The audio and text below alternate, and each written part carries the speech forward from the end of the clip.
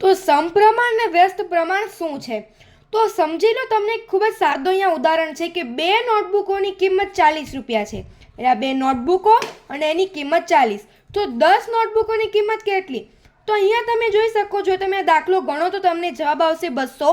અને કઈ રીતે ગણતરી કરવી આપણે યુટ્યુબ પર અપલોડ છે, જે તમે જોઈ શકો છો.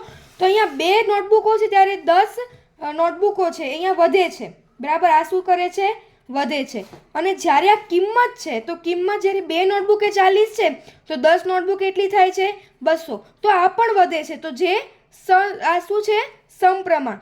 પરંતુ વ્યસ્ત પ્રમાણમાં શું છે કે 4 વ્યક્તિ છે અને કલાક 12 છે. અને જ્યારે વ્યક્તિ વધે છે ત્યારે એ કામ 8 કલાકમાં કરશે. જો તમે આની ગણતરી કરશો તો જવાબ આવશે 8. એટલે કે આપણે કહી શકીએ કે આ વ્યક્તિ વધે છે ત્યારે દિવસોના જે કલાક છે, અહીંયા 8 કલાકમાં 6 વ્યક્તિઓ કામ કરશે. તો આ શું થાય છે?